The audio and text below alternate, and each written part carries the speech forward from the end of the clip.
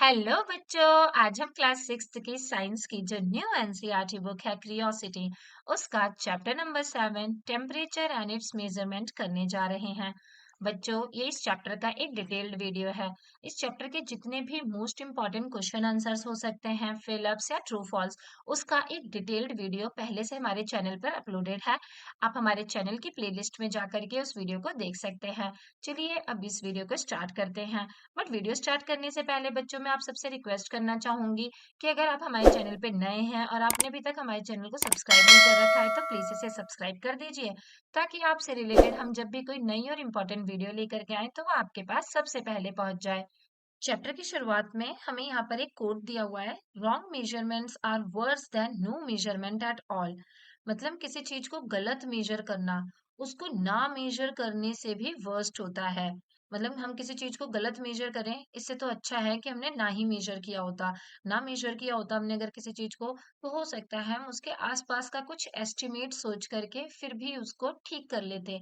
लेकिन अगर हमने गलत मेजरमेंट कर लिया है, तब तो हम उसी चीज को सही मानते रहेंगे और हमारे सारे जो उसके आगे के आंसर्स हैं वो गलत निकलते रहेंगे।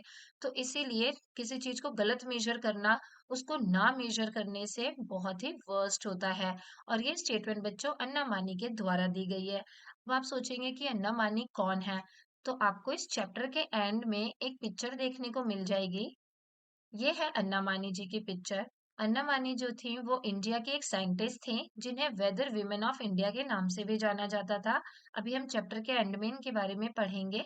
आई होप आपको इनके द्वारा दी हुई ये स्टेटमेंट समझ में आ गई होगी। चलिए आगे देखते हैं कि आगे क्या दिया है। Lombok and his elder sister Fiban live in Shillong. One day they came home from school. Their parents were away at work and Lombok complained that he was feeling feverish. Fiban touched his forehead and felt that he might be having a fever. To confirm this, she took out the thermometer kept in the almirah. She washed its tip with soap and water and measured Lombok's temperature. To her relief, she found that his temperature was normal. She washed the thermometer tip again, dried it, and put it back. She then asked Lambok to change his school uniform, eat his lunch, and rest for some time. बच्चों, हमें यहाँ chapter की शुरुआत में एक story दी हुई है। यहाँ पे लैम्बोक नाम का एक बच्चा है, जो कि अपनी सिस्टर फिबान के साथ स्कूल से वापस आता है। ये लोग शिलोंग में रहा करते हैं। आई होप आप सबको शिलोंग की लोकेशन पता होगी कि वो इंडिया के मैप में कहाँ पर है। आप जल्दी से मुझे कमेंट सेक्शन में कमेंट करके भी बता सकते हैं कि इसकी लोकेशन कहाँ है। तो जब लैम्बोक और उसके सिस्टर फिबान स्कूल से वापस आते हैं, तो उनके मम्मी पापा जो हैं वो जॉब पर गए होते हैं, काम पर गए होते हैं। और लैम्बोक अपनी सिस्टर से बताता है कि उसे थोड़ा सा बुखार जैसा लग रहा है, फिवरिश लग रहा है। फिवरिश मतलब फीवर जैसा फील हो रहा है। तो फिबान जो होती है उसकी बड़ी बहन, उसका फोरहेड टच करके फील करती है और उसे लगता है कि हाँ, हो सकता है कि मेरे भाई को फीवर है। तो इस चीज को कंफर्म करने के लिए वो अलमारी में रखा हुआ थर्मामीटर लेकर के आती है। वो थर्मोमीटर की जो टिप होती है उसे साबुन और पानी की मदद से अच्छे से धोती है और फिर वो लैम्बोक का टेम्परेचर मेजर करती है। टेम्परेचर मेजर करने के बाद उसे रिलीफ मिलता है कि जो उसका टेम्परेचर है, लैम्बोक का जो बॉडी टेम्परेचर है, वो नॉर्मल बॉडी टेम्परेचर है। तो फिर वो दोबारा से उस थर्मोमीटर के टिप को धो करके सुखा करके वापस रख देती है। उसके बाद वो लैम्बोक को स्कूल की ड्रेस चेंज करने के लिए कहती है और फिर वो लोग लंच खाते हैं और फिर वो आराम करने चले जाते हैं। फिर यहाँ पे बच्चों से रिलेटेड एक क्वेश्चन पूछा है, can it always be correctly जज that a person has a fever only by touching the person? तो क्या किसी पर्सन को केवल टच करके ही बता सकते हो, आप करेक्टली बता सकते हो कि उसे फीवर है या नहीं? तो इस क्वेश्चन का आंसर हमें आगे पैराग्राफ में दिया हुआ है। चलिए इसे पढ़ते हैं और जानते हैं कि क्या केवल टच करके हम ये कह सकते हैं कि किसी इंसान को फीवर है या नहीं है। Hot or cold? We know from experience that some bodies are hotter than others. For example, during summer, the tap water may be hotter than the cold water from the matka, earthen pot, or a refrigerator. We can realize this by merely touching the two samples of water. But can we always rely upon our sense of touch? Let us find out. बच्चों, हम ये जानते हैं कि कुछ चीजें होती हैं, कुछ वस्तुएं ऐसी होती हैं जो दूसरी वस्तुओं के कंपैरिजन में थोड़ी गर्म होती हैं, हॉट होती हैं। जैसे एग्जांपल के लिए, गर्मियों के समय में जो टैप वाटर होता है वो मटके के पानी के कंपैरिजन में थोड़ा गर्म होता है। मटके का पानी आपको ठंडा लगेगा, जबकि जो टैप वाटर होगा वो गर्म लगेगा। या फिर फ्रिज का पानी उसके कंपैरिजन में और ठंडा होगा। तो और हम केवल टच करके ही बता सकते हैं, दोनों के डिफरेंस को बता सकते हैं। हम ये बता सकते हैं कि कौन सा पानी ज्यादा हॉट है और कौन सा पानी एज कम्पेयर टू बाकी पानी से कोल्ड है। लेकिन जो हमारा सेंस ऑफ टच है, हम इस पर हमेशा रिलाई नहीं कर सकते। हम इस पर हमेशा भरोसा नहीं कर सकते कि हम टच करके ही बता सकते हैं कि कौन सी चीज गर्म है और कौन सी चीज ठंडी है, क्योंकि हो सकता है जो हमारा सेंस ऑफ टच है वो हमें धोखा भी दे दे। चलिए जानते हैं कि ये कैसे होगा। आगे एक एक्टिविटी दी हुई है जिसमें हमें ये पता चलेगा कि केवल टच करके ये पता लगा पाना कि कोई चीज गर्म है या ठंडी है, ये हमेशा विश्वसनीय नहीं होता है। एक्टिविटी 7.1 जो कि हमें दिखाती है कि किस तरीके से जो हमारा सेंस ऑफ टच है वो कभी-कभी हमें धोखा दे सकता है। तो इस एक्टिविटी में बच्चों हमें बोला गया है कि हमें 3 कंटेनर लेने हैं और उनको ए, बी और सी नाम दे देना है। जैसा कि यहाँ फिगर 7.1 में दिखाया गया है, ऐसे 3 कंटेनर लेने हैं और ए, बी, सी इस तरीके से उसे लेबल कर लेना है। उसके बाद कंटेनर नंबर ए में हमें गर्म पानी रखना है, कंटेनर बी में हमें टैप वाटर, नॉर्मल वाटर रखना है और कंटेनर सी में हमें ठंडा पानी रखना है, आइस कोल्ड वाटर रखना है। इसके बाद बच्चों हमें अपने राइट हैंड को कंटेनर ए में यानी कि गर्म पानी वाले कंटेनर में डाल लेना है और लेफ्ट हैंड को हमें कंटेनर सी यानी कि ठंडे पानी वाले कंटेनर में डाल लेना है। तो हमारा जो राइट हैंड है वो वार्म वाटर में चला जाएगा और जो लेफ्ट हैंड है वो हमारा कोल्ड वाटर में चला जाएगा। इसके बाद हमें अपने हाथ को इसी तरीके से 1-2 मिनट उसी कंटेनर में रहने देना है। इसके बाद हमें अपने दोनों हाथों को ए और सी कंटेनर से निकाल करके कंटेनर नंबर बी में डाल लेना है, जैसा कि यहाँ सेकंड नंबर की फिगर में दिखाया गया है। इसे करने के बाद बच्चों जो भी आपकी प्रिडिक्शंस हैं वो आपको यहाँ पे लिखनी है। पहले आपको प्रिडिक्ट करना है कि आपको कैसा फील होगा, आपके राइट हैंड को कैसा फील होगा और आपके लेफ्ट हैंड को कैसा फील होगा। फिर आपको एक्चुअल में वो एक्टिविटी करके देखनी है और एक्चुअल में जो आपकी ऑब्जर्वेशंस थी वो यहाँ पर आपको लिखनी है। तो बच्चों हमारी प्रिडिक्शन ये है कि जब हम गर्म पानी से अपने हाथ को निकाल करके नॉर्मल वाटर में डालेंगे तो वो पानी मुझे ठंडा लगेगा। तो मैं यहाँ पे लिखूंगी कि my right hand will feel that the water of container B is cold।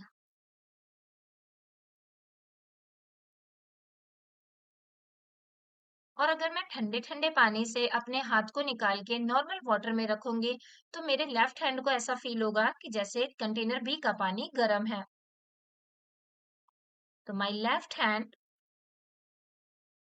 will feel that the water of container B is hot। और फिर इसके बाद हम एक्चुअल में इस एक्टिविटी को करके देखेंगे और देखेंगे कि हमारी एक्चुअल ऑब्जर्वेशंस क्या आई हैं। ये तो हमने बच्चों प्रिडिक्ट किया है कि हो सकता है हमारे हाथों को ऐसा फील हो, और जब हम एक्चुअल में इस एक्टिविटी को करेंगे तो हो सकता है कि हमारी ऑब्जर्वेशंस कुछ अलग आए। तो हमारी जो भी ऑब्जर्वेशन आएगी हमें वो यहाँ पर लिखनी है। तो बच्चों जब हमने ये एक्टिविटी एक्चुअल में करके देखी तो हमारी ऑब्जर्वेशन ऊपर वाली हमारी प्रिडिक्शन की तरह ही थी। जब मैंने अपने हाथ को अपने राइट हैंड को गर्म पानी से निकाल करके टैप वाटर में डाला तो मुझे वो ठंडा लगा, और जब मैंने अपने लेफ्ट हैंड को ठंडे पानी से आइस कोल्ड वाटर से निकाल करके टैप वाटर में डाला, नॉर्मल वाटर में डाला, तो वो मुझे गर्म लगा। तो इससे मैंने पाया कि किस तरीके से जो हमारा सेंस ऑफ टच होता है वो कभी कभी हमें चीट भी कर सकता है, वो हमें धोखा भी दे सकता है। तो मेरली हम केवल टच करके किसी चीज को ये नहीं बता सकते कि वो गर्म है या ठंडी है। कभी-कभी हमारा सेंस ऑफ टच हमें धोखा भी दे सकता है। हमें केवल टच करके नहीं पता चलेगा कि कोई चीज कितनी गर्म है या ठंडी है। ये बाकी के और भी फैक्टर्स पे डिपेंड करता है। जैसे कि यहाँ जब हमने गर्म पानी से हाथ निकाल करके नॉर्मल वाटर में डाला था तो ये नॉर्मल वाटर हमें ठंडा लग रहा था, और जबकि हमने जब कोल्ड वाटर से हाथ निकाल करके नॉर्मल वाटर में डाला था तो ये नॉर्मल वाटर हमें हॉट लग रहा था। एक ही पानी जो कि नॉर्मल है वो यहाँ से जब हमने हाथ निकाल के यहाँ डाला तो कोल्ड लग रहा है, और जब हमने कोल्ड से निकाल करके नॉर्मल में डाला तो वो हॉट लग रहा है। तो हम ऐसा नहीं कह सकते कि जो हमारा सेंस ऑफ टच है वो हमें हमेशा सही रिजल्ट बताएगा। तो मेनली हम टच करके इस बात पर नहीं पहुंच सकते हैं कि कोई चीज गर्म है या ठंडी है। यही चीज यहाँ पर लिखी हुई है। यहाँ पर यही लिखा हुआ है कि we can not always rely upon our sense of touch to decide correctly whether a body is hot और कोल्ड। कि हम अपने सेंस ऑफ टच पर हमेशा डिपेंड नहीं हो सकते हैं कि हम टच करके करेक्टली बता देंगे कि कोई चीज जो है वो गर्म है या ठंडी है। तो बच्चों, अगर हम अपने सेंस ऑफ टच पर रिलाई नहीं कर सकते हैं, तो फिर ये क्वेश्चन अराइज होता है कि then how do we find out how hot और कोल्ड अ बॉडी इज। तो फिर हमें कैसे पता चलेगा कि कोई चीज गर्म है या ठंडी है और कितनी गर्म है या कितनी ठंडी है। तो ये चीज बच्चों हमें उस चीज के टेम्परेचर से पता चलेगी। A reliable measure of hotness और coldness of a body is its temperature. एक जो रिलायबल मेजर है किसी बॉडी का कि वो हॉट है या कोल्ड है, वो है उसका टेम्परेचर। किसी चीज के टेम्परेचर को देख करके, किसी चीज के टेम्परेचर को चेक करके हम बता सकते हैं कि वो चीज गर्म है या ठंडी है। कोई चीज अगर हॉट होती है तो उसका टेम्परेचर हाई होता है, उसका टेम्परेचर ज्यादा होता है। और अगर कोई चीज ठंडी है तो उसका टेम्परेचर कम होता है। The difference in the temperature between two bodies tells us how hot a body is in comparison to another body. और उनके बीच का जो डिफरेंस होता है वही बताता है कि एक चीज दूसरे चीज के कंपैरिजन में कितनी गर्म है या ठंडी है। तो बच्चों, हमें ये टेम्परेचर पता कैसे चलेगा? किसी चीज का टेम्परेचर हम नापेंगे कैसे? तो किसी भी चीज के टेम्परेचर को मेजर करने के लिए एक डिवाइस आती है। A device that measure temperature is called a thermometer, जिसका नाम है थर्मोमीटर। आई होप आप सबने थर्मोमीटर कभी ना कभी जरूर देखा होगा। तो एक डिवाइस जो कि टेम्परेचर को मेजर करती है, उस डिवाइस को थर्मोमीटर कहते हैं। और बच्चों, ये जो थर्मामीटर हैं ये दो तरीके के आते हैं। एक होता है क्लिनिकल थर्मामीटर और दूसरा होता है लेबोरेटरी थर्मामीटर। और ये पूरा ही पैराग्राफ बच्चों आपके लिए इम्पोर्टेंट हो जाता है। यहाँ पर हमें पता चलता है कि जो थर्मामीटर हैं वो दो तरीके के आते हैं, क्लिनिकल थर्मामीटर और लेबोरेटरी थर्मामीटर। जो क्लिनिकल थर्मामीटर होते हैं वो ह्यूमन बॉडी के टेम्परेचर को मेजर करने के लिए यूज किए जाते हैं, यानी कि इंसान के शरीर का तापमान जानने के लिए इस्तेमाल किए जाते हैं। जबकि जो लेबोरेटरी थर्मामीटर होते हैं वो बाकी सारे काम के लिए इस्तेमाल किए जाते हैं। तो चलिए अब हम थर्मामीटर के बारे में जानते हैं और इसे किस तरीके से इस्तेमाल किया जाता है टेम्परेचर को मेजर करने के लिए, ये जानते हैं। पहला है बच्चों क्लिनिकल थर्मोमीटर। आप सबने ऐसा थर्मोमीटर तो अपने आसपास देखा ही होगा, जैसा कि फिगर 7.2 में दिखाया गया है। इसका इस्तेमाल हमारे बॉडी टेम्परेचर को मेजर करने के लिए किया जाता है। ये एक क्लिनिकल थर्मोमीटर का एग्जाम्पल है। ये जो थर्मामीटर होता है बच्चों, ये टेम्परेचर को डिजिटली दिखाता है। यहाँ पे इस तरीके से नंबर्स आ जाते हैं, जितना हमारा बॉडी का टेम्परेचर होता है वो यहाँ पर इस तरीके से डिजिट में आ जाता है। इसीलिए इसे हम डिजिटल क्लिनिकल थर्मोमीटर भी कहते हैं।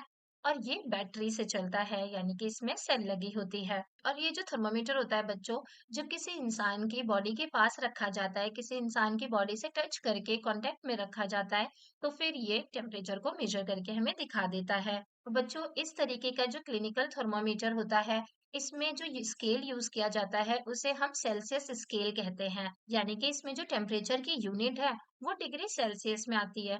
और इसी यूनिट में ये जो क्लिनिकल थर्मामीटर होता है ये हमारे बॉडी टेम्परेचर को नापता है। तो आई होप आपको समझ में आ गया होगा कि डिजिटल थर्मामीटर क्या होता है। ये बैटरी से चलने वाला एक थर्मामीटर होता है जो कि हमारे बॉडी टेम्परेचर को डिजिटली दिखाता है जब वो हमारी बॉडी के कांटेक्ट में आता है।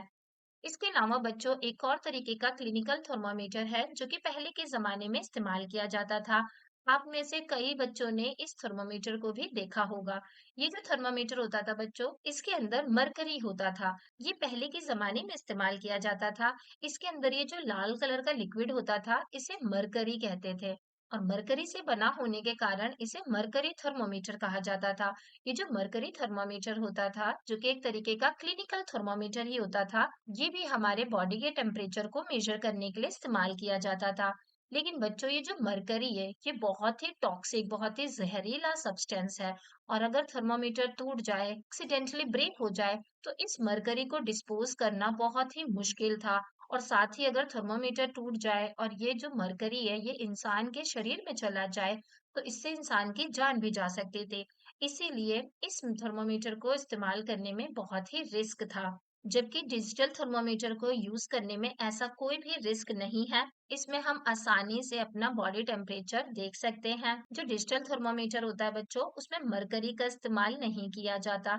उसके अंदर मरकरी नहीं होता है, बल्कि वो हीट सेंसर के द्वारा हमारे बॉडी के टेम्परेचर को मेजर करता है और फिर वो डिजिटली उसको दिखा देता है। तो आई होप बच्चों आपको ये दोनों तरीके के थर्मोमीटर समझ में आ गए होंगे। इसके अलावा बच्चों, आप सबने देखा होगा कि कोविड 19 के दौरान में जब कोविड आया था, उस टाइम पे हम लोग पेशेंट से दूरी बनाकर रखते थे, हर इंसान दूसरे इंसान से दूरी बनाकर रखता था, डिस्टेंस रखता था। तो ऐसे टाइम पे किसी इंसान के टेम्परेचर को नोटिस करने के लिए, मेजर करने के लिए जो डिवाइस का यूज किया जाता था, जो इस तरीके का थर्मोमीटर का इस्तेमाल किया जाता था, उसे नॉन कॉन्टैक्ट थर्मोमीटर कहा जाता था या फिर इंफ्रारेड थर्मोमीटर कहा जाता था, जो कि किसी इंसान के शरीर के टेम्परेचर को बिना टच किए मेजर करके दिखा देता था, जिसकी वजह से जो इस डिजीज के स्प्रेड होने का चांस था वो कम हो गया था। उस टाइम पे अगर हम इस तरीके का डिजिटल थर्मामीटर या फिर ये मरकरी थर्मामीटर इस्तेमाल करते तो डिजीज के फैलने के चांसेस ज्यादा थे। तो उस टाइम पे जो इस तरीके के थर्मामीटर का इस्तेमाल किया गया, इस थर्मामीटर को इंफ्रारेड थर्मामीटर या फिर नॉन कॉन्टैक्ट थर्मामीटर कहा जाता है। तो आई होप बच्चों आपको अच्छे से समझ में आ गया होगा कि किसी बॉडी के टेम्परेचर को नापने के लिए हम लोग थर्मोमीटर का इस्तेमाल करते हैं। जो थर्मोमीटर होता है वो दो तरीके का होता है। एक होता है क्लिनिकल थर्मोमीटर जिससे हम इंसान की बॉडी के टेम्परेचर को नापते हैं, और दूसरा होता है लेबोरेटरी थर्मामीटर। जो क्लिनिकल थर्मामीटर है इसमें ही हमने तीन तरीके के थर्मामीटर देखे। एक तो हमने देखा ये डिजिटल वाला थर्मामीटर, जो कि आजकल बहुत ही ज्यादा कॉमन है। इसके अलावा एक मरकरी थर्मामीटर था, जो कि पहले के जमाने में कुछ ज्यादा इस्तेमाल किया जाता था। इस तरीके का थर्मामीटर आज भी हम कई सारे डॉक्टर्स के पास इस थर्मामीटर को देख सकते हैं। और फिर लास्ट में आता है ये इंफ्रारेड थर्मामीटर, जो कि नॉन कॉन्टैक्ट थर्मामीटर होता था। तो आई होप आपको यहाँ तक अच्छे से समझ में आ गया होगा। चलिए अब आगे देखते हैं कि आगे क्या दिया है। आगे बच्चों हमें एक एक्टिविटी दी है। आपसे बोला है आपको डिजिटल क्लिनिकल थर्मामीटर का इस्तेमाल करके कुछ बॉडीज का या कुछ लोगों का टेम्परेचर नोटिस करना है, मेजर करना है। आप अपनी खुद की बॉडी का टेम्परेचर मेजर कर सकते हैं। इसके अलावा आप अपने दोस्तों का भी बॉडी टेम्परेचर मेजर कर सकते हैं। आप अपने दोस्तों से बात कीजिए, जो जो अपना बॉडी टेम्परेचर मेजर करवाना चाहते हैं उनका आप यहाँ पर 7.1 टेबल में नाम लिख लेंगे, और फिर उनका बॉडी टेम्परेचर मेजर करके आपको यहाँ इस कॉलम में लिखना है। यहाँ पे लिखा है बच्चों कि आपको ये करना कैसे है। सबसे पहले आपको अपने हाथ अच्छे से धो लेने हैं। फिर आपका जो डिजिटल थर्मोमीटर है उसके टिप को आपको अच्छे से साबुन और पानी की सहायता से धो लेना है। फिर इसमें बच्चों एक बटन होता है जिसे रीसेट बटन कहा जाता है। आप उसको अच्छे से दबा लेंगे ताकि वहां पे जो टेम्परेचर है वो शुरू से शुरू हो जाए। यहाँ पे आप देख सकते हैं डिजिटल थर्मामीटर में यहाँ पे इस तरीके का एक बटन होता है, इसे रीसेट बटन कहा जाता है। तो आप टिप को अच्छे से पानी से और साबुन से धोने के बाद इस रीसेट बटन को दबा लेंगे। फिर आप जिसका भी बॉडी टेम्परेचर नाप रहे हैं उसकी टंग के नीचे आप अपना थर्मोमीटर रखेंगे और उसे मुंह बंद करने के लिए कहेंगे, और फिर वेट करेंगे जब तक कि थर्मोमीटर में से बीपिंग की साउंड ना आने लगे या फिर उसमें फ्लैश लाइट ना जलने लगे। जब थर्मोमीटर से आवाज आने लगेगी या उसमें लाइट जल जाएगी तो इसका मतलब है थर्मोमीटर ने अपना टेम्परेचर नोट कर लिया है। तो आप उसके मुंह से जो थर्मोमीटर है उसे बाहर निकालेंगे, और जो थर्मोमीटर में डिजिटली जो नंबर प्रेजेंट हो रहा है, जो भी टेम्परेचर दिखाया जा रहा है, उसको आप यहाँ पर लिख लेंगे। आपको अपनी सारी ऑब्जर्वेशन को 7.1 टेबल में रिकॉर्ड कर लेनी है। इसके बाद आप थर्मोमीटर को दोबारा से धोएंगे, दोबारा से साबुन और पानी से धोएंगे और सुखा करके दूसरे दोस्त का टेम्परेचर को मेजर करेंगे। और इस तरीके से आपको इस टेबल को फिल करना है, इस तरीके से आपको इस एक्टिविटी को करना है। बच्चों यहाँ पर कुछ प्रिकॉशंस दिए हुए हैं। यहाँ पे लिखा है कि डिजिटल थर्मोमीटर को यूज करने के लिए, जो डिजिटल क्लिनिकल थर्मोमीटर होता है उसको यूज करने के लिए आपको इन प्रिकॉशंस को ध्यान में रखना होगा। सबसे पहले उसके साथ जो मैनुअल आया है आपको उसको अच्छे से ध्यान से पढ़ लेना है। हर थर्मोमीटर के साथ बच्चों एक मैनुअल मिलता है, तो आपको उसको ध्यान से, उसके इंस्ट्रक्शंस को ध्यान से पढ़ लेना है। उसके बाद जो थर्मोमीटर है उसकी टिप को आपको साबुन और पानी से धोना है, इस्तेमाल करने से पहले भी और इस्तेमाल करने के बाद भी। लेकिन आपको धोते समय ये याद रखना है कि आपका जो डिजिटल पोर्शन है जहां पर टेम्परेचर लिखा हुआ आएगा उसे पानी से बाहर रखना है। यानी कि आपको सिर्फ इतना पोर्शन धोना है, इसकी टिप को बेसिकली धोना है।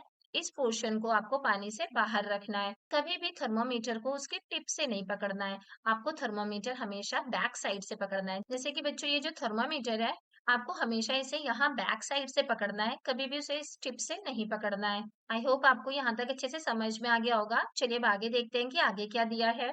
आगे बच्चों हमें दिया है the normal temperature of a healthy human body is taken to be 37 degree Celsius. मतलब एक हेल्दी ह्यूमन बॉडी का जो नॉर्मल टेम्परेचर होता है वो 37 डिग्री सेल्सियस होता है। पर हमने जो भी ऊपर एक्टिविटी करी, मतलब जब हमने अपने अलग अलग दोस्तों का बॉडी टेम्परेचर देखा, तो हमने देखा होगा कि हर इंसान का हर बॉडी टेम्परेचर जो था वो 37 डिग्री सेल्सियस नहीं आया था। किसी का स्लाइटली हायर था तो किसी का स्लाइटली कम था। तो इससे हमें ये पता चलता है कि जो टेम्परेचर है हर इंसान का वो जरूरी नहीं है कि 37 डिग्री सेल्सियस हो। ये एक नॉर्मल बॉडी टेम्परेचर है, एवरेज बॉडी टेम्परेचर है, जो कि ज्यादातर नंबर ऑफ हेल्दी पीपल का होता है। मतलब maximum number of healthy people का बॉडी टेम्परेचर 37 डिग्री सेल्सियस होता है।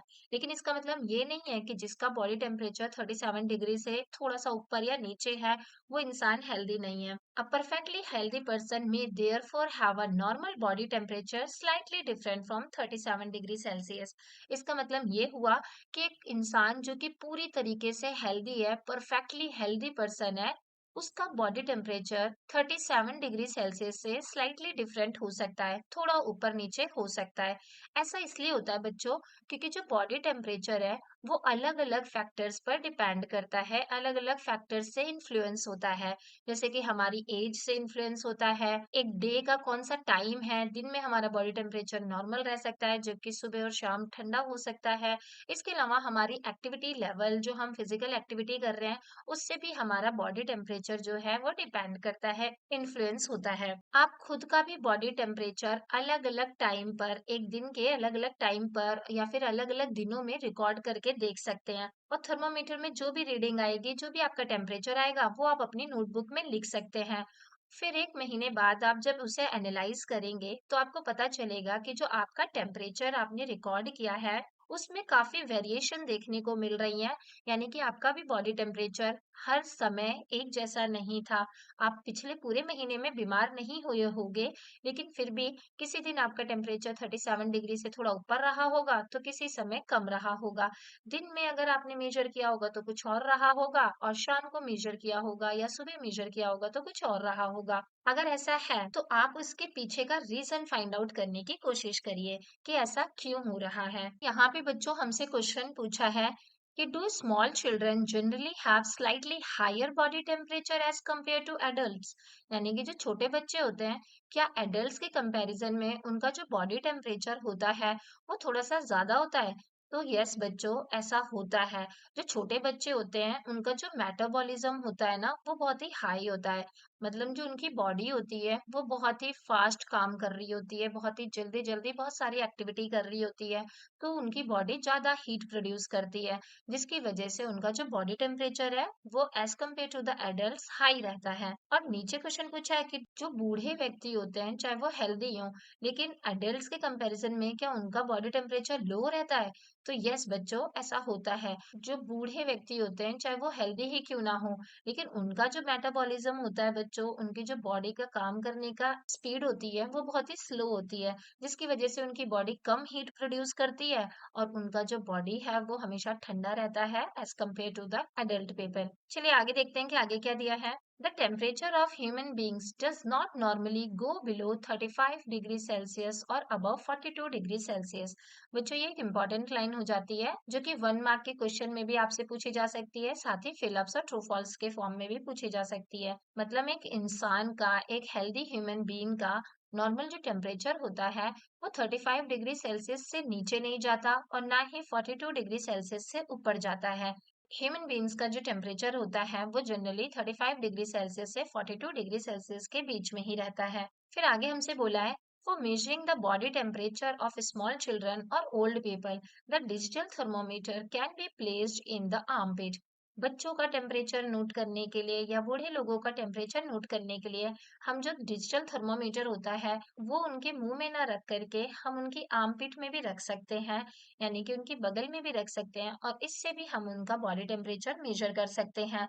लेकिन इससे जो टेम्परेचर आएगा वो एक्चुअल टेम्परेचर से 0.5 डिग्री से लेकर के 1 सेल्सियस तक कम होता है। मतलब जो हमारी बॉडी का एक्चुअल बॉडी टेम्परेचर होता है, और अगर हम थर्मोमीटर को आर्मपिट पे रख के नापे तो उसमें जो हमारा मेजरमेंट आएगा, उसमें जो हमारा टेम्परेचर आएगा वो एक्चुअल में 0.5 डिग्री से लेकर के 1 डिग्री सेल्सियस तक वेरी करेगा, डिफरेंट होगा। बच्चों यहाँ पे हमें दिया है I have seen a friend of mine using a digital thermometer that reads temperature on a different scale. It shows the normal body temperature of a healthy human body as 98.6 degree Fahrenheit. What is the reason for this difference. यहाँ पे ये जो बच्ची है ये कह रही है कि मैंने अपने फ्रेंड को डिजिटल थर्मोमीटर यूज करते हुए देखा है और उसका जो डिजिटल थर्मोमीटर था उसमें एक अलग ही स्केल दिया था। मतलब उसमें डिग्री सेल्सियस नहीं दिया था, वहां पे डिग्री फ़ारेनहाइट दे रखा था, ये दे रखा था। और उसके हिसाब से एक नॉर्मल हेल्दी ह्यूमन बॉडी का जो टेम्परेचर होता है वो 98.6 फ़ारेनहाइट होता है। तो इसका क्या रीजन है? बच्चों हमने ऊपर पढ़ा था ना कि एक नॉर्मल ह्यूमन बॉडी का जो टेम्परेचर होता है वो 37 डिग्री सेल्सियस होता है। और यहाँ पे ये कह रही है कि एक normal temperature healthy human body का 98.6 फ़ारेनहाइट होता है। तो इसका क्या मतलब है, इसका क्या रीजन है? तो बच्चों इसका रीजन ये है कि जैसे टेम्परेचर को हम डिग्री सेल्सियस में नापते हैं, ऐसे ही टेम्परेचर को नापने के लिए एक और स्केल यूज किया जाता है जिसे कहते हैं डिग्री फ़ारेनहाइट। तो एक अनदर स्केल है टेम्परेचर को नापने के लिए जिसे फ़ारेनहाइट स्केल कहा जाता है। और इसमें जो टेम्परेचर होता है वो डिग्री फ़ारेनहाइट में दिया होता है, जिसे कि हम ऐसे करके लिखते हैं। हमारा जो डिग्री सेल्सियस में टेम्परेचर आता है 37 डिग्री सेल्सियस जो टेम्परेचर आता है वो 98.6 फ़ारेनहाइट के बराबर होता है, इक्विवेलेंट होता है। यानी कि जो 37 डिग्री सेल्सियस है वही 98.6 डिग्री फ़ारेनहाइट है। और ये दोनों ही एक हेल्दी ह्यूमन बॉडी का नॉर्मल टेम्परेचर होता है। लेकिन ये जो फ़ारेनहाइट स्केल है, अब साइंटिस्ट के द्वारा अपनी स्टडीज में इसका ज्यादा इस्तेमाल नहीं किया जाता है। जो साइंटिस्ट होते हैं वो फ़ारेनहाइट स्केल को यूज नहीं करते हैं। तो साइंटिफिक कामों के लिए फिर कौन से स्केल का यूज किया जाता है? तो बच्चों जो साइंटिफिक काम होते हैं इनके लिए एक दूसरे स्केल का इस्तेमाल किया जाता है जिसे कि केल्विन स्केल कहते हैं। और इसमें जो टेम्परेचर होता है वो केल्विन में नापा जाता है, जिसे कि हम के से दिखाते हैं। जैसे यहाँ पे हम डिग्री सेल्सियस लिख रहे थे और डिग्री फ़ारेनहाइट लिख रहे थे, ऐसे वो केवल के होता है, ओनली के होता है, डिग्री के नहीं होता है बच्चों, ऐसा नहीं होता, ठीक है। और ये जो केल्विन होती है यही टेम्परेचर को नापने की एक एसआई यूनिट होती है। जैसे कि हम किसी लिक्विड वाली चीज को लीटर में नापते हैं, किसी सॉलिड चीज को किलोग्राम्स में नापते हैं, ऐसे ही हीट को बच्चों हम केल्विन में नापते हैं, जिसे कि हम के से दिखाते हैं। ये जो के होता है ये हीट को टेम्परेचर को नापने की एसआई यूनिट होता है। आई होप बच्चों आपको यहाँ तक अच्छे से समझ में आ रहा होगा कि जो तीनों टेम्परेचर स्केल हैं, चाहे सेल्सियस स्केल बोलो, चाहे फ़ारेनहाइट स्केल या केल्विन स्केल, ये सारे के सारे उन साइंटिस्ट के नाम पर रखे गए हैं जिन्होंने इन स्केल्स को बनाया है। यानी कि सेल्सियस स्केल, फ़ारेनहाइट स्केल और केल्विन स्केल जिन साइंटिस्ट ने बनाया था, ये उनके नाम के आधार पर ही उनको ऑनर करने के लिए रखे गए हैं। आप वीडियो को पॉज करके इनके साइंटिस्ट का नाम देख सकते हैं। सेल्सियस स्केल किसने बनाया था, फ़ारेनहाइट स्केल किसने बनाया था और केल्विन स्केल किसने बनाया था। ये बच्चों आपसे इनके नाम एग्जाम में नहीं पूछे जाएंगे, ये जस्ट मैं आपको इन्फॉर्मेशन के लिए बता रही हूँ। इसके आगे बच्चों हमें दिया है कि हम सेल्सियस स्केल को बहुत ही आसानी के साथ केल्विन स्केल में कन्वर्ट कर सकते हैं। जैसे अगर मुझे केल्विन में कोई टेम्परेचर चाहिए, तो अगर मुझे वो सेल्सियस में दिया हुआ है तो मैं उसमें 273.15 ऐड कर लूंगी और मुझे केल्विन में टेम्परेचर मिल जाएगा। एग्जाम्पल के लिए बच्चों, मैंने थर्मोमीटर में अपना टेम्परेचर नापा और मेरा टेम्परेचर 37 डिग्री सेल्सियस आया। तो अगर कोई मुझसे पूछता है कि केल्विन में मेरा बॉडी टेम्परेचर कितना है, तो मैं क्या करूंगी, इस 37 डिग्री सेल्सियस में 273.15 को ऐड कर दूंगी और मुझे मेरा बॉडी टेम्परेचर केल्विन में मिल जाएगा, जो कि होगा 643.15 केल्विन। तो आई होप बच्चों आपको ये अच्छे से समझ में आ गया होगा कि किस तरीके से हम सेल्सियस वाले टेम्परेचर में इस वैल्यू को ऐड करके केल्विन में टेम्परेचर निकाल सकते हैं। फिर यहाँ पे बच्चों हमें दिया है ये जो टेम्परेचर स्केल होते हैं जैसे सेल्सियस स्केल, फ़ारेनहाइट स्केल या केल्विन स्केल, इनका नाम हमेशा कैपिटल लेटर से शुरू होता है। आप यहाँ पे देख सकते हैं सी कैपिटल है, एफ कैपिटल है और के कैपिटल है। और अगर हम टेम्परेचर को यूनिट्स में लिख रहे हैं, जैसे डिग्री सेल्सियस लिख रहे हैं या डिग्री फ़ारेनहाइट लिख रहे हैं, तो जो डिग्री वर्ड होगा बच्चों वो लोअर केस में लिखा जाएगा, जबकि सेल्सियस और फ़ारेनहाइट जो है वो कैपिटल लेटर में लिखे जाएंगे। और अगर मैं इनके लिए सिंबल यूज कर रही हूँ तो सेल्सियस के लिए हम डिग्री सेल्सियस, फ़ारेनहाइट के लिए डिग्री फ़ारेनहाइट और केल्विन के लिए के का इस्तेमाल करेंगे। ये बात मैं पहले भी बता चुकी हूँ और दोबारा यहाँ पे लिखी है कि केल्विन के साथ जो डिग्री है वो नहीं आता है। हम केल्विन को हम ऐसे डिग्री केल्विन नहीं लिखते हैं, केल्विन को हम सीधा के लिखते हैं। फिर आगे दिया है कि हम इसके बाद कोई भी फुल स्टॉप नहीं लगाते हैं अनटिल और अनलेस ये सेंटेंस के एंड में आ रहा हो। अगर मुझे लिखना है कि मेरा बॉडी टेम्परेचर 37 डिग्री सेल्सियस है और 37 डिग्री सेल्सियस सेंटेंस के बीच में आ रहा है, तो मुझे 37 डिग्री सेल्सियस के बाद यहाँ पे फुल स्टॉप लगाने की जरूरत नहीं है। अगर ये जो टेम्परेचर है ये सेंटेंस के एंड में आएगा, तब मैं इसके बाद फुल स्टॉप लगा सकती हूँ। लास्ट में हमें दिया है कि डिग्री का सिंगुलर फॉर्म डिग्री होता है और प्लूरल फॉर्म डिग्रीज होता है। आई होप बच्चों आपको ये अच्छे से समझ में आ रहा होगा। फिर नीचे हमसे पूछा है, can a clinical thermometer be used for measuring the temperature of a boiling water और for measuring the temperature of ice? क्या हम क्लिनिकल थर्मोमीटर का इस्तेमाल करके उबलते हुए पानी का टेम्परेचर नाप सकते हैं या फिर बर्फ का टेम्परेचर नाप सकते हैं? तो नहीं बच्चों, हम क्लिनिकल थर्मोमीटर का इस्तेमाल करके केवल एक ह्यूमन बॉडी का टेम्परेचर नाप सकते हैं। इन सारी चीजों के लिए हमें लेबोरेटरी वाले थर्मोमीटर की जरूरत होगी। और यही चीज यहाँ पे लिखी है कि no the temperature of the boiling water और ice are outside the range of clinical thermometer. जो क्लिनिकल थर्मोमीटर की रेंज होती है उसकी रेंज के बाहर इनका टेम्परेचर है। बॉइलिंग वाटर का टेम्परेचर 100 डिग्री सेल्सियस से भी ऊपर चला जाता है और आइस का जो टेम्परेचर है वो 0 डिग्री सेल्सियस से भी नीचे चला जाता है। तो इसीलिए हम क्लिनिकल थर्मोमीटर का इस्तेमाल करके इनको मेजर नहीं कर सकते हैं, इनके टेम्परेचर को मेजर नहीं कर सकते हैं। तो फिर बच्चों हम ऐसी चीजों का टेम्परेचर कैसे मेजर करेंगे जो कि क्लिनिकल थर्मोमीटर की रेंज के बाहर है, यानी कि इन सारी चीजों का टेम्परेचर किस तरीके से मेजर करेंगे? तो इसके लिए बच्चों हमें लेबोरेटरी वाले थर्मोमीटर की जरूरत पड़ेगी, जिसके बारे में हम आगे पढ़ेंगे।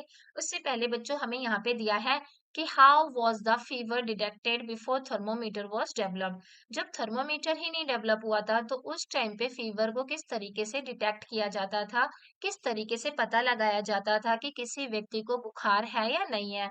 तो बच्चों जो फीवर होता है, जब हमें बुखार होता है, तो उससे हमारी जो पल्स रेट है वो भी अफेक्ट होती है। आप सबने देखा होगा कि जब आप डॉक्टर के पास जाते हो, तो डॉक्टर आपकी पल्स भी चेक करते हैं।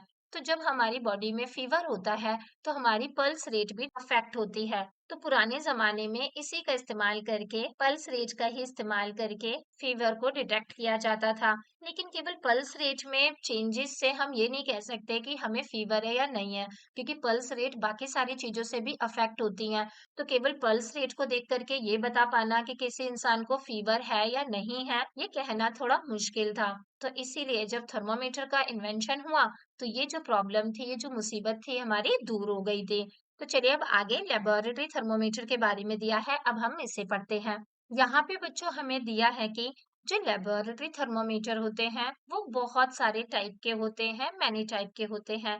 लेकिन जो आपके स्कूल लैब में अवेलेबल होगा वो लेबोरेटरी थर्मोमीटर कुछ ऐसा दिखता होगा।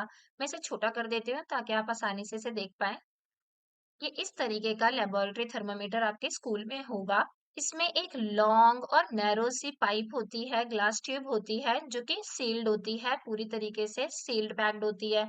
और इसके एक एंड में एक बल्ब होता है जिसमें कुछ लिक्विड होता है और एक यहाँ पतली सी लाइन जा रही होती है जिसमें से ये लिक्विड जो है वो एक जगह से दूसरी जगह ट्रेवल कर सकता है। इसके अलावा यहाँ बगल में सेल्सियस मार्क्ड होते हैं, इस तरीके से सेल्सियस वैल्यू भी दी होती है। जो वैल्यू होती है वो डिग्री सेल्सियस में दी होती है। जब हम किसी चीज का टेम्परेचर नापने के लिए ये थर्मोमीटर उस चीज में डालते हैं, तो ये जो बल्ब में लिक्विड है ये लिक्विड राइज करता है, ऊपर की तरफ जाता है और फिर नीचे आ जाता है।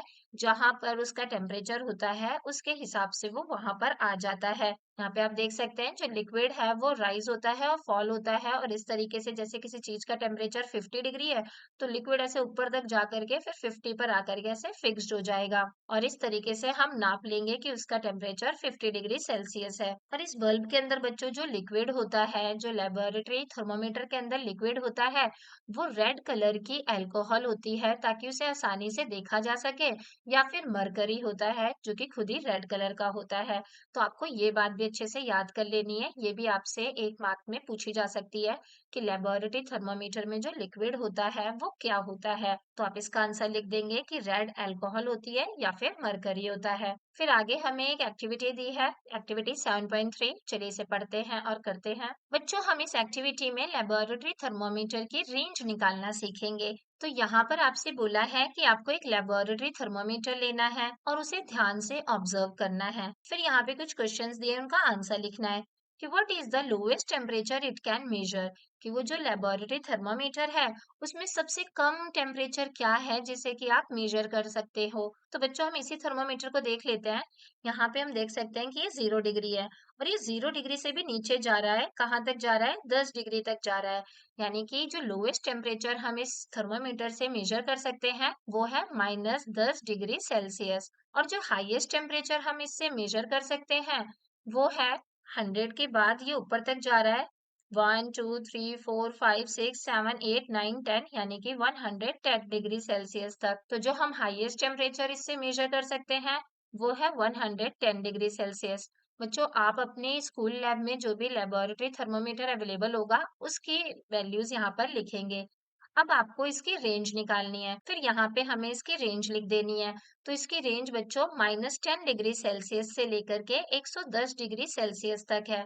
और यही चीज यहाँ पर लिखी हुई है कि यहाँ पे जो थर्मोमीटर दिया है फिगर 7.3 ए में जो थर्मोमीटर दिया है उसकी रेंज -10 डिग्री सेल्सियस से 110 डिग्री सेल्सियस तक है। फिर आगे बच्चों हमें एक और एक्टिविटी दी है, चलिए इसे देखते हैं कि इसमें क्या दिया है। बच्चों इस एक्टिविटी में हमें जो लेबोरेटरी थर्मामीटर है उसकी स्मॉलेस्ट वैल्यू फाइंड करने के लिए बताया गया है कि किस तरीके से हम एक लैब थर्मोमीटर की स्मॉलेस्ट वैल्यू फाइंड कर सकते हैं। तो यहाँ पे हमसे बोला है कि आपने जो भी लेबोरेटरी थर्मामीटर लिया था उसको केयरफुली हमें ऑब्जर्व करना है और फिर इन क्वेश्चन का आंसर देना है। How much is the temperature difference indicated between the two bigger mark, ये दो बड़े मार्क के बीच में कितना डिफरेंस है, कितना टेम्परेचर डिफरेंस है, हमें वो लिखना है। तो बच्चों अगर हमने ये थर्मामीटर लिया था तो ये जो दो बड़े मार्क हैं, जैसे कि हम ये वाला मार्क ले लें और ये बड़ा वाला मार्क ले लें, तो इनके बीच में 10 डिग्री का फर्क है। ऐसे हम ये बड़ी वाली लाइन ले लें और ये ही बड़ी वाली लाइन, तो इनके बीच में भी 10 डिग्री का फर्क है। ऐसे ही हम किसी भी दो बिगर मार्क का डिफरेंस लेंगे तो 10 डिग्री का ही फर्क आएगा। आप यहाँ कहीं पर भी देख सकते हैं 90 से लेकर के 100 के बीच में भी 10 डिग्री का गैप है। तो हम यहाँ पे लिख देंगे कि यहाँ पे 10 डिग्री सेल्सियस का गैप है। इसके बाद बच्चों हमसे बोला है कि how many divisions shown by smaller marks are there between these two bigger marks, इन दो बिगर मार्क के बीच में कितने डिविजन्स आपको देखने को मिल रहे हैं। तो बच्चों जैसे कि दो बिगर मार्क है, ये 30 वाला और ये 40 वाला, इनके बीच में हम देख सकते हैं कि 1 2 3 4 5 6 7 8 9 10, 10 डिविजन्स हैं। यहाँ पर 10-10 का गैप है। तो हम इसके आंसर लिख देंगे कि हमें यहाँ पे 10 डिविजन्स देखने के लिए मिल रही हैं। फिर हमसे बोला है कि how much temperature does one small division indicate, कि वो जो छोटी छोटी एक एक डिवीजन है वो कितने डिग्री को दिखा रही है।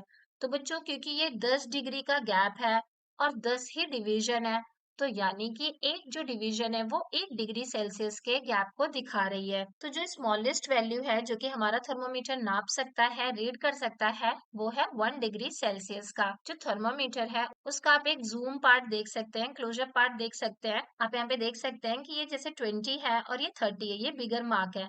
इनके बीच में छोटे छोटे यहाँ पे 10 डिविजन्स है।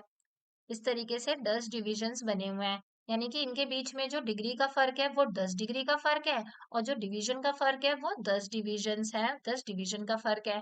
तो अगर हम 10 डिग्री को 10 डिवीजन से डिवाइड करेंगे तो ये जो एक एक गैप है बच्चों, ये एक एक गैप जो है एक एक डिग्री को दिखा रहा है। तो इसका मतलब ये हुआ जो स्मॉलेस्ट वैल्यू हम इस थर्मामीटर से नाप सकते हैं वो है 1 डिग्री सेल्सियस।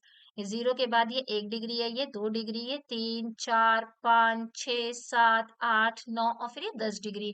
ऐसे ये 11 12 13 14 15 16 17 18 19 20, यानी कि जो छोटे छोटे डिविजन्स हैं ये छोटे छोटे डिविजन्स भी हमें बच्चों एक एक डिग्री का दिखा रहे हैं। फिर आगे हमें दिया है कि जो आपका स्कूल लेबोरेटरी थर्मामीटर होगा, हो सकता है उसकी रेंज अलग हो सकता है उसकी वैल्यूज अलग हो सकता है जो उनकी स्मॉलेस्ट डिवीजन है उनकी वैल्यूज अलग हो।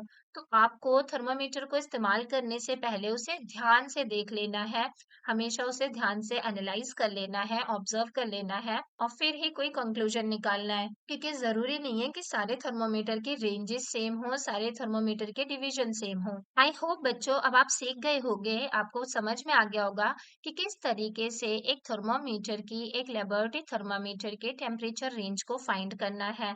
और साथ ही आपको ये भी पता चल गया होगा, साथ में ही आप ये भी सीख गए होंगे कि एक लेबोरेटरी थर्मामीटर की स्मॉलेस्ट वैल्यू को किस तरीके से फाइंड किया जाता है। तो अब आप ये सीखेंगे कि एक लेबोरेटरी थर्मामीटर का इस्तेमाल करके टेम्परेचर को कैसे मेजर किया जाता है। How to measure temperature using a laboratory thermometer. पर उससे पहले बच्चों हम ये सीखेंगे कि लेबोरेटरी थर्मामीटर को किस तरीके से सही तरीके से इस्तेमाल करना है। तो पहले हम उसको इस्तेमाल करना सीखेंगे और फिर हम ये सीखेंगे कि लेबोरेटरी थर्मामीटर से टेम्परेचर को कैसे नापा जाता है। तो चलिए सीखते हैं। यहाँ पे हमें दिया है correct way of measuring temperature using a laboratory thermometer. किस तरीके से हम एक लेबोरेटरी थर्मामीटर का इस्तेमाल करके टेम्परेचर को नाप सकते हैं। तो बच्चों हमें यहाँ पे सबसे पहले दिया है कि जब भी हम लेबोरेटरी थर्मामीटर से किसी चीज का टेम्परेचर नाप रहे हैं, जैसे यहाँ पर हम पानी का टेम्परेचर नाप रहे हैं, तो हमें थर्मामीटर को कभी भी उसके बॉटम में टच नहीं करना है। ये जो थर्मामीटर का बल्ब है, इसको एकदम नीचे तक ना टच नहीं करना है, बीकर के एंड में टच नहीं करना है, इसे ऐसे थोड़ा सा ऊपर ही रहने देना है। फिर सेकंड पॉइंट है कि थर्मामीटर को हमेशा सीधा रखना है, वर्टिकली रखना है, एकदम सीधा देख रहे हैं ना, ये सीधा रखा हुआ है, इसे ऐसे झुकाना नहीं है, ऐसे टेढ़ा नहीं करना है कि ऐसे टेढ़ा कर लिया या ऐसे टेढ़ा कर लिया। इसे हमेशा वर्टिकली सीधा रखना है, टिल्ट नहीं करना है। और फिर थर्ड पॉइंट है कि टेम्परेचर को हमें जब थर्मामीटर पानी के अंदर है तभी रीड कर लेना है। ये नहीं कि थर्मामीटर पानी के बाहर आ गया फिर हम उसका टेम्परेचर देख के बता रहे हैं कि उसका टेम्परेचर क्या होगा। हमें पानी में रहते हुए ही टेम्परेचर को चेक करना है और वही हमारा सही टेम्परेचर होगा। थर्मामीटर पानी से बाहर आने के बाद उसका टेम्परेचर वो एग्जैक्ट नहीं बता पाएगा। और लास्ट पॉइंट है, फोर्थ पॉइंट है कि जब आप थर्मामीटर से रीडिंग ले रहे हो तो आपकी जो आंखें हैं वो डायरेक्टली थर्मामीटर के लेवल पर होनी चाहिए। उसको हमें ना तो ऊपर से देखना है ना नीचे से देखना है। हमारी जो आईज है वो एकदम डायरेक्ट उसके सामने होनी चाहिए, तभी हम सही टेम्परेचर निकाल पाएंगे। ऊपर से देखेंगे तो हमें ये 1-2 डिग्री या फिर ज्यादा भी वेरिएशन देखने को मिल सकता है। इसलिए हमें हमेशा उसके सामने एकदम वर्टिकली सीधे देखना है। तो आई होप आपको ये समझ में आ गया होगा कि किस तरीके से हम टेम्परेचर को एक लेबोरेटरी थर्मामीटर का इस्तेमाल करके नापेंगे। चलिए अब आगे देखते हैं कि आगे क्या दिया है। आगे बच्चों हमें एक एक्टिविटी दी है। इसमें हमें बोला है हमें एक बीकर में गर्म पानी लेना है। फिर जो हमारा थर्मोमीटर है, जो हमारा लेबोरेटरी थर्मोमीटर है, हमें उसे उस पानी में डालना है और इस तरीके से डालना है कि हमारे जो थर्मोमीटर का बल्ब है वो पानी में अच्छी तरीके से इमर्स्ड हो जाए, डूब जाए। जैसा कि फिगर 7.4 में दिखाया गया है, इस तरीके से हमें इस बीकर में जिसमें गर्म पानी है उसमें अपना थर्मोमीटर डुबा लेना है कि जो थर्मोमीटर का बल्ब है वो पानी में अच्छे से इमर्स्ड हो जाए। फिर हम देखेंगे कि जो थर्मोमीटर के अंदर का लिक्विड है वो राइज होने लगेगा, ऊपर जाने लगेगा। हमें तब तक इंतजार करना है जब तक उस लिक्विड का राइजिंग जो है स्टॉप नहीं हो जाता, रुक नहीं जाता, और फिर हमें उसका जो भी टेम्परेचर आएगा उसे नोट कर लेना है। हमें ज्यादा देर तक बच्चों इंतजार नहीं करना है, नहीं तो जो पानी है, जो हमने गर्म पानी लिया था वो खुद ही ठंडा होने लगेगा।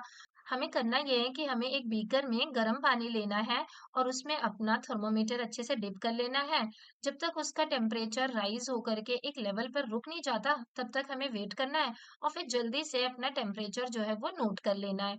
हमें ज्यादा देर तक इंतजार नहीं करना है वरना पानी खुद ही ठंडा होने लगेगा। इसके बाद बच्चों आपसे कुछ क्वेश्चन पूछे हैं, आपको उसका आंसर देना है कि what is the temperature of the water measured by you, कि आपके द्वारा उस पानी का जो टेम्परेचर नोट किया गया वो क्या था। तो आपका जो भी टेम्परेचर आएगा आप वो बता देंगे और फिर आपका जो भी आंसर है आपको अपने आंसर को, अपनी रीडिंग को अपने फ्रेंड की रीडिंग से कंपेयर करना है। जब आपके दोस्त ने उसका टेम्परेचर मेजर किया तो उसके हिसाब से उसका क्या टेम्परेचर था। फिर आगे आपसे पूछा है do you notice that as soon as you take the thermometer out of the water the level of liquid column begins to fall, कि क्या आपने ये चीज नोटिस की कि जैसे ही आपने ये जो थर्मामीटर था इसे पानी से बाहर निकाला, वैसे ही उसका जो लिक्विड था, थर्मोमीटर का जो लिक्विड था, उसका लेवल नीचे आने लगता है। मतलब उसमें जो थर्मोमीटर में जो रीडिंग थी, जैसे समझ लेते हैं कि पहले उसकी रीडिंग 100 डिग्री सेल्सियस कुछ ऐसा आ रही थी और जैसे ही वो थर्मोमीटर लिक्विड के बाहर आता है वैसे ही उसकी जो रीडिंग है वो नीचे जाने लगती है, कम होने लगती है। तो इससे ये पता चलता है बच्चों कि जो थर्मोमीटर में टेम्परेचर है, हमें उसे तभी रीड कर लेना चाहिए जब वो पानी के अंदर है। पानी के बाहर आने के बाद उसकी रीडिंग जल्दी जल्दी से नीचे आने लगती है, कम होने लगती है और फिर वो जो रीडिंग आएगी वो गलत रीडिंग होगी। इसीलिए हमें टेम्परेचर को तभी लिख लेना चाहिए, तभी मेजर कर लेना चाहिए जब थर्मामीटर पानी के अंदर है। तो आई होप आपको ये अच्छे से समझ में आ गया होगा कि एक गर्म पानी का लेबोरेटरी थर्मामीटर का इस्तेमाल करके किस तरीके से टेम्परेचर मेजर करना है।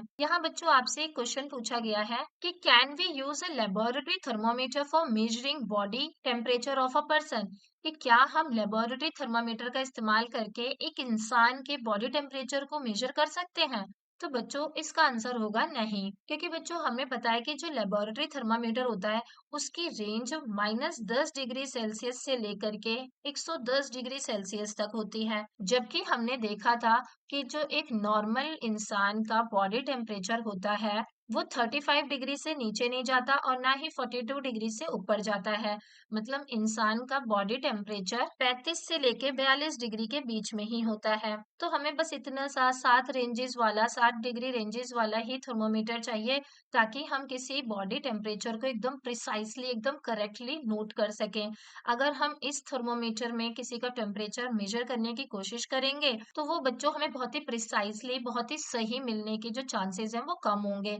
इसीलिए हम एक लेबोरेटरी थर्मामीटर जिसकी रेंज इतनी बड़ी होती है उसका इस्तेमाल करके किसी इंसान के बॉडी टेम्परेचर को नोट कर पाना, सही नोट कर पाना पॉसिबल नहीं होता है। इसलिए हम लेबोरेटरी थर्मामीटर का इस्तेमाल नहीं करते हैं और इंसान की बॉडी टेम्परेचर को मेजर करने के लिए क्लिनिकल थर्मामीटर का इस्तेमाल किया जाता है, जिसकी रेंज इसके आसपास की होती है। तो आई होप आपको ये अच्छे से समझ में आ गया होगा। चलिए अब आगे देखते हैं कि आगे क्या दिया है। आगे बच्चों हमें दिया है कि एक एक्सपेरिमेंटल सेटअप है जो कि आपके टीचर आपके लिए इस तरीके से सेटअप करेंगे और फिर आपको एक-एक करके उस सेटअप के पास जाना है और आपकी जो रीडिंग है, जो भी थर्मामीटर में जो भी आपको टेम्परेचर समझ में आ रहा है, जो भी आपके हिसाब से उसकी रीडिंग आ रही है, वो आपको नोट करनी है। What are the temperature of ice and boiling water? आपको नोट करना है कि आइस का जो टेम्परेचर है वो क्या है और बॉइलिंग वाटर का जो टेम्परेचर है वो क्या है। बच्चों इस तरीके का सेटअप आपके टीचर लगाएंगे।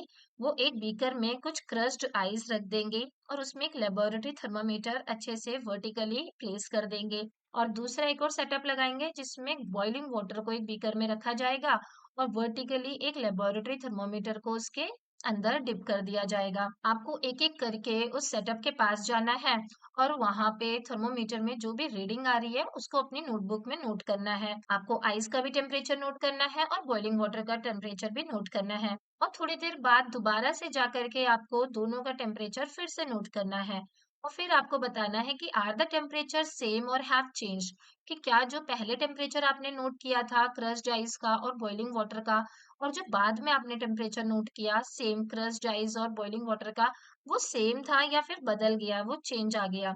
You may have noticed that the temperature of water remain constant while it is boiling. Also, the temperature of ice remain constant while it is melting. तो आप शायद ये नोट करेंगे बच्चों कि दोनों बार जो टेम्परेचर आपका आया था रस्ड आइस का और बॉइलिंग वाटर का, वो दोनों बार ही बच्चों सेम रहेगा। ऐसा इसलिए होता है बच्चों क्योंकि जो हमारी आइस है उसका टेम्परेचर होता है 0 डिग्री सेल्सियस। तो जब 0 डिग्री सेल्सियस से उसका टेम्परेचर बढ़ने लगता है, 1 2 ऐसा कुछ होने लगता है, तो वो जो टेम्परेचर है बच्चों, वो टेम्परेचर आइस को मेल्ट होने में लग जाता है। वो जो हीट है वो आइस को मेल्ट होने में यूज होने लगती है, जिसकी वजह से उसके टेम्परेचर में जो चेंज है वो देखने को नहीं मिलता। इसे लेटेंट हीट ऑफ फ्यूजन कहा जाता है, जिसके बारे में आप क्लास 9th में पढ़ेंगे। और सिमिलरली जो बॉइलिंग वाटर का टेम्परेचर होता है वो 100 डिग्री सेल्सियस होता है और जैसे जैसे पानी को हम और हीट सप्लाई करते हैं वो और गर्म होने लगता है। उसका टेम्परेचर जैसे ही 100 डिग्री से बढ़ता है 101 या 102 जाता है, तो वो टेम्परेचर राइज ना दिखा करके पानी की जो फॉर्म है उसको वेपर में कन्वर्ट करने लग जाता है। तो वो जो हीट सप्लाई हो रही है, जो हम उसमें और हीट डाल रहे हैं, वो टेम्परेचर राइज ना दिखा करके वो वाटर के लिक्विड फॉर्म को वेपर फॉर्म में कन्वर्ट करने में लग जाता है, जिसे लेटेंट हीट ऑफ वेपोराइजेशन कहा जाता है। ये दोनों कॉन्सेप्ट बच्चों अभी आपके लिए ज़रूरी नहीं है। इसके बारे में आप क्लास 9th में पढ़ेंगे। बस आपके लिए ये जानना ज़रूरी है कि जब हम आइस का टेम्परेचर थोड़ी देर पहले नोट करते हैं और थोड़ी देर बाद नोट करते हैं, तो दोनों ही टाइम पे उसका टेम्परेचर जो है वो सेम रहता है, 0 डिग्री सेल्सियस ही रहता है। और सिमिलरली गर्म पानी का भी टेम्परेचर 100 डिग्री सेल्सियस ही रहता है, सेम रहता है। तो आई होप आपको ये अच्छे से समझ में आ गया होगा। यहाँ पे हमें एक कॉशन दिया हुआ है, एक प्रिकॉशन दिया हुआ है। इसमें लिखा है कि जो एक्टिविटी करने के लिए मैम ने जो भी सेटअप लगाया है, वो मैम के सुपरविजन में ही आपको परफॉर्म करना है और इस एक्सपेरिमेंटल सेटअप को आपको टच नहीं करना है, ताकि आपको इस बर्नर की वजह से कोई हार्म ना हो और सेटअप में भी किसी तरीके का कोई प्रॉब्लम ना आए। तो आई होप आपको ये समझ में आ गया होगा। चलिए अब आगे देखते हैं कि आगे क्या दिया है। आगे बच्चों हमें एक और एक्टिविटी दी है, लेट अस कंपेयर। फिबान की जो साइंस टीचर थी उन्होंने भी इस तरीके का एक्सपेरिमेंटल सेटअप लगाया ताकि बच्चे जो हैं वो बॉइलिंग वाटर का टेम्परेचर नोट कर सकें। फिबान और उसके क्लासमेट्स के द्वारा जो बॉइलिंग वाटर का टेम्परेचर नोट किया गया वो यहाँ हमें टेबल 7.2 में दिया गया है। हम सबको पता है बच्चों की जो फिबान है वो शिलोंग से बिलोंग करता है और इस तरीके से वहाँ उसके क्लासमेट्स के द्वारा बॉइलिंग वाटर का टेम्परेचर नोट किया गया है। फिबान ने जो रीडिंग निकाली बच्चों वो थी 97.8 डिग्री। उसके अलावा उसके जो बाकी क्लासमेट्स ने रीडिंग निकाली वो थी 98 डिग्री, 97.9 डिग्री, 98 डिग्री और 98.1 डिग्री। तो इस तरीके से बच्चों ने बॉइलिंग वाटर की रीडिंग निकाली। फिर आपसे यहाँ बोला गया है कि कंपेयर करना है आपको temperature of boiling water recorded by different student. जो भी अलग अलग बच्चों ने बॉइलिंग वाटर का टेम्परेचर नोट किया आपको उसको कंपेयर करना है। बच्चों हमने कंपेयर करा तो हमें पता चला इस सब ने जो रीडिंग है वो अप्रॉक्स 98 डिग्री के आसपास ही निकाली है। इसमें 0.3 डिग्री का ही फर्क आया है। जो लीस्ट है वो 97.8 है और जो मैक्सिमम है वो 98.1 डिग्री है, जिसमें कि 0.3 डिग्री का थोड़ा माइनर सा ही डिफरेंस है। तो आपसे इसमें पूछा गया है कि इनके डिफरेंस का क्या रीजन हो सकता है। तो बच्चों इसका रीजन ये हो सकता है कि बच्चों ने करेक्ट तरीके से रीडिंग निकाली ही नहीं। उन्होंने जब थर्मोमीटर को ध्यान से देखा होगा रीडिंग को लेने के लिए तो हो सकता है उनका जो आई का लेवल हो वो थोड़ा बहुत ऊपर नीचे हो जिसकी वजह से उन्होंने रीडिंग गलत निकाली हो।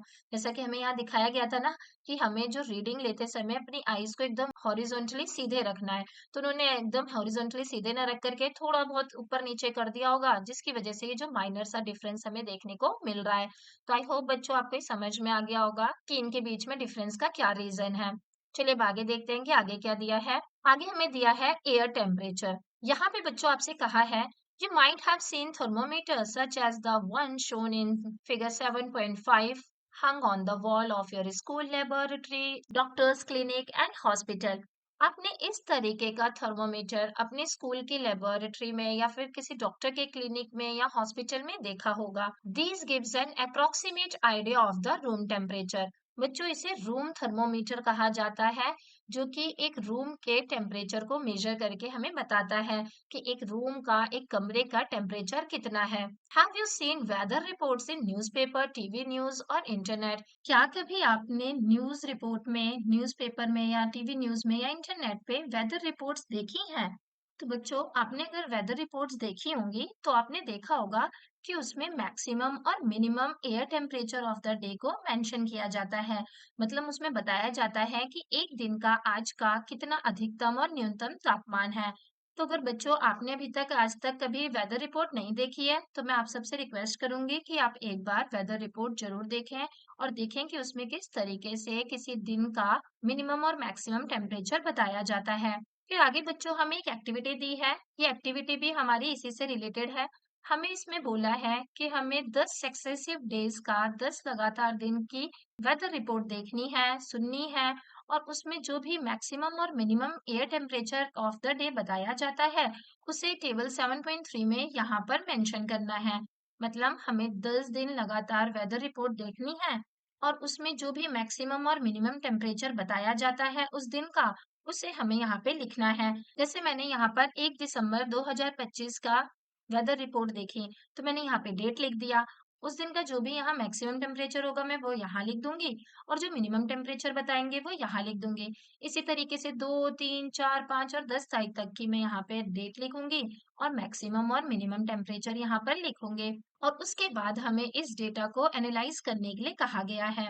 तो बच्चों यहाँ पे आपसे पूछा है कि क्या सभी दिनों का जो मैक्सिमम और मिनिमम टेम्परेचर था वो हमेशा सेम था? क्या सेम लेवल ऑफ मैक्सिमम और मिनिमम टेम्परेचर आपको हर दिन देखने को मिला? तो बच्चों ऐसा नहीं होगा। हर दिन का जो मैक्सिमम और मिनिमम टेम्परेचर होता है वो बहुत सारे फैक्टर्स पर डिपेंड करता है। हर दिन का मौसम अलग अलग होता है और इसीलिए हर दिन का जो टेम्परेचर है वो भी अलग अलग आता है।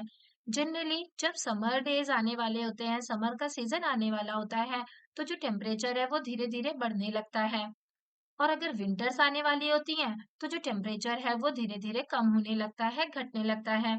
तो आई होप आप इस तरीके का रिजल्ट अपने टेबल से एनालाइज करके निकाल पाएंगे। इसके आगे बच्चों यहाँ पर हमें दिया है कि एयर टेम्परेचर को मेजर करने के लिए बहुत सारी टेक्निक्स होती हैं। किसी जगह के वेदर को पता लगाने के लिए एयर टेम्परेचर जो होता है वो बहुत ही इम्पोर्टेंट पैरामीटर होता है, लेकिन केवल एयर टेम्परेचर को देख करके हम किसी जगह के वेदर की फोरकास्ट नहीं कर सकते हैं। उसके लिए हमें वेरियस अदर पैरामीटर्स की भी जरूरत होती है। तो दुनिया भर में बहुत सारे वेदर स्टेशंस हैं जो कि इस तरीके के पैरामीटर को मॉनिटर करते हैं और फिर उससे एनालाइज करके वो लोग हमें वेदर फोरकास्ट बताते हैं, एक तरीके का वेदर रिपोर्ट देते हैं। आप लोगों ने देखा होगा ना बच्चों, न्यूज़ में भी सुना होगा कि इस जगह इस साल सूखा पड़ने वाला है या इस बार बहुत ठंड पड़ने वाली है या बहुत गर्मी पड़ने वाली है। तो इस तरीके का जो वेदर फोरकास्ट है, वो वेदर साइंटिस्ट किस तरीके से दे पाते हैं? तो वो लोग बहुत सारे पैरामीटर्स का इस्तेमाल करते हैं, जिसमें से एयर टेम्परेचर जो है वो बहुत ही इम्पोर्टेंट एक पैरामीटर है।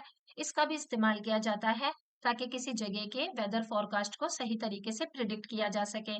तो आई होप बच्चों आपको यहाँ तक अच्छे से समझ में आ गया होगा। चलिए अब आगे देखते हैं कि आगे क्या दिया है। आगे बच्चों हमें अन्ना मानी जी की यहाँ पे पिक्चर दी हुई है। अन्ना मानी जो थी वो 1918 में बॉर्न हुई थी और 2001 में उनकी डेथ हो गई थी। वो एक इंडियन साइंटिस्ट थी जिन्हें वेदर वीमेन ऑफ इंडिया के नाम से भी जाना जाता था। उन्होंने बहुत सारे वेदर मेजरमेंट इंस्ट्रूमेंट बनाए थे और इन्वेंट किए थे, जिसकी वजह से जो इंडिया है उसे दूसरे देश के इंस्ट्रूमेंट्स की जरूरत नहीं पड़ती थी। इंडिया के पास खुद के इतने सारे वेदर इंस्ट्रूमेंट थे जो कि अन्ना मानी जी के द्वारा बनाए गए थे, जिसकी वजह से इंडिया को अब अदर नेशन पे डिपेंड होने की जरूरत नहीं थी। She also explore the possibility of using wind and solar energy in India. उन्होंने ही बताया था कि इंडिया में जो विंड एनर्जी है और सोलर एनर्जी है, हम उसको कितने अच्छे से यूज कर सकते हैं, कितने अच्छे से हम उसको एक्सप्लोर करके उसको अपने फायदे के लिए इस्तेमाल कर सकते हैं। Her work helped India to become one of the global leader in renewable energy. उनके काम की वजह से ही इंडिया जो है वो एक ग्लोबल लीडर बन पाया है रिन्यूएबल एनर्जी के क्षेत्र में। तो बच्चों यहाँ पे अन्ना मानी के बारे में आपसे क्वेश्चन एग्जाम में पूछा जा सकता है कि किसे इंडिया का वेदर वीमेन ऑफ इंडिया के नाम से जाना जाता है, तो उसका आंसर हो जाएगा अन्ना मानी। या फिर अन्ना मानी के बारे में आपसे एग्जाम में पूछा जा सकता है कि वो कौन थी, तो आप उसका आंसर लिखेंगे कि वो एक इंडियन साइंटिस्ट थे जिन्हें वेदर वीमेन ऑफ इंडिया के नाम से जाना जाता था। तो आई होप आपको ये अच्छे से समझ में आ गया होगा और इस तरीके से चैप्टर बच्चों यहाँ पे खत्म हो जाता है। आई होप आपको ये चैप्टर अच्छे से समझ में आ गया होगा और ये वीडियो भी पसंद आई होगी। अगर आपको ये वीडियो पसंद आई तो प्लीज इसे लाइक कीजिए, और अगर आप हमारे चैनल पे नए हैं और आपने अभी तक हमारे चैनल को सब्सक्राइब नहीं कर रखा है तो प्लीज इसे सब्सक्राइब कर दीजिए, ताकि आपसे रिलेटेड हम जब भी कोई नई और इम्पोर्टेंट वीडियो लेकर के आए तो वो आपके पास सबसे पहले पहुंच जाए। साथ ही बच्चों इस चैप्टर के most important question answers, fill ups, true false और मैचिंग जानने के लिए आप हमारे चैनल की प्लेलिस्ट में जा करके इस चैप्टर के मोस्ट इंपोर्टेंट क्वेश्चन आंसर की एक वीडियो पहले से अपलोडेड है, उसे देख सकते हैं। थैंक यू बच्चों फॉर वॉचिंग।